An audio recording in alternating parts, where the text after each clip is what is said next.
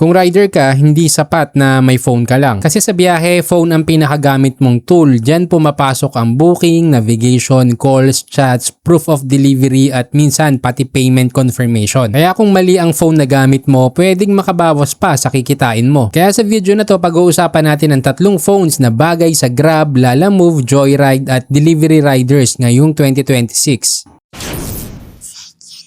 Bago tayo pumili ng model, ito muna ang dapat mong tandaan. Kapag rider ka, may tatlong non-negotiable sa phone. Una, brightness. Pangalawa, battery. Pangatlo, protection. Unahin natin ang Infinix Hot 60 Pro. Ito yung pick natin kung ang pinaka-issue mo ay screen visibility. May 6.78-inch 1.5K AMOLED, 144Hz, 440 ppi at up to 4,500 nits brightness. Sa simpleng paliwanag, mas bagay ito sa rider na madalas hirap makita ang booking details kapag tirik ang araw. Imaginein mo, may bago kang booking tapos kailangan mong basahin agad kung saan ang pick up. Kung mahina ang screen brightness, kailangan mo pang takpan ng kamay or lumipat ng pwesto para lang makita. Dito pumapasok ang advantage ng Hot 60 Pro. Mas malinaw ang screen at mas komportable gamitin kapag madalas kang nasa outdoor area. Performance-wise, gamit nito ang MediaTek G200 with around 444K score. Naka 8GB RAM at 256GB storage. Hindi ito pang heavy gaming priority pero sapat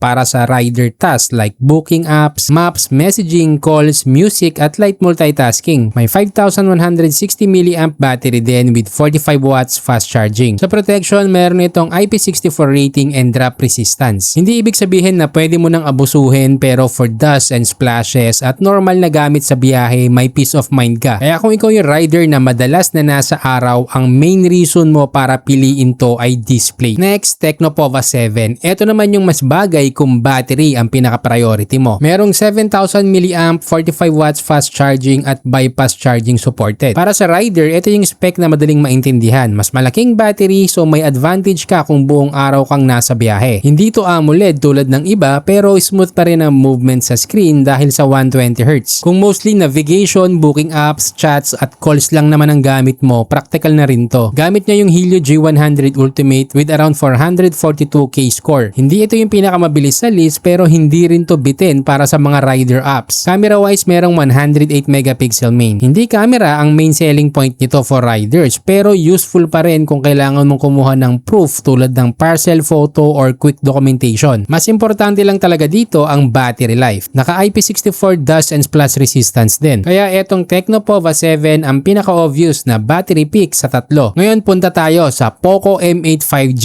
Ito yung value pick natin lalo na kung gusto mo ng mas modern performance, 5G, magandang display at mas okay na long-term support. Merong 6.77-inch Full HD Plus 3D Curve AMOLED display, 120Hz, 388 ppi at up to 3,200 nits brightness. So kahit hindi kasing taas ng Hot 60 Pro sa brightness claim, malakas pa rin yung display setup nito for the price range. Performance ang malaking advantage ng M8 5G. Gamit nito ang Snapdragon 6 Gen 3 with around 600K score sa version 10. May expandable storage pa up to 1TB. Kaya kung rider ka na maraming photos, proof of delivery or personal files, malaking dagdag yan. Android 15 din with 4 years OS updates and 6 years security update. Kaya kung ikaw yung tao na gusto mong gamitin ang phone for several years, malaking value to. Hindi lang ito tungkol sa bilis ngayon, kundi kung hanggang kailan magiging okay gamitin. For riders kasi, mas okay yung phone na hindi agad outdated after 1 or 2 years. Battery wise, merong 5,520 mAh at 45 watts charger. Hindi kasing laki ng Pova 7 pero balance pa rin. May IP66 rating din. Sa tatlong phone na to, ito yung pinakamalakas kung gusto mo ng 5G connectivity and better performance headroom. Ito pro tip lang, kung GPS, maps and multitasking ang usapan, may advantage ang Poco M8 5G dahil sa Snapdragon 6 Gen 3, 5G support and higher performance score. Hindi ibig sabihin automatic perfect ang GPS sa lahat ng lugar. Kasi yung signal still nakadepende pa rin sa location at network. Pero kung kailangan mo ng mas mabilis na response habang palipat-lipat sa Grab, Waze, Maps, Call, and Messages, ito yung pinaka-performance focus sa list. So alin ang bagay sa'yo? Kung madalas kang nasa labas at ang pinaka-problema mo ay hindi mo makita ang screen, go for Infinix Hot 60 Pro. Ito yung sunlight focus pick natin. Kung long shift ka lagi, madalas naka-GPS buong araw at gusto mo na mas malaking battery, Tecnopova 7 ang mas bagay. Ito naman yung battery tank option natin natin sa list. Pero kung nagsisimula ka pa lang as a rider or gusto mo ng phone na mas balance sa performance, 5G, display, storage, and software support, Poco M8 5G ang pinaka-safe na value pick. Lalo na kung makukuha mo ng around 10k to 12k depende sa sale price. Ikaw boss, anong gamit mong phone sa biyahe mo ngayon at kumusta ang performance pagdating sa battery at signal? Comment mo para makatulong din sa ibang riders na nagbabalak bumili. At sa lahat ng delivery partner o rider, lagi kayong mag-iingat dahil may naghihintay sa pag-uwi nyo. Kung nalilito ka pa rin, comment mo lang situation mo para matulungan kita mag-decide, lalo na kung ayaw mo masayang ang pera mo. Check mo na din yung link sa description para makita mo yung latest price at kung may sulit deal ngayon. Kung gusto mo pa ng ganitong decision guide, like, share at mag-subscribe.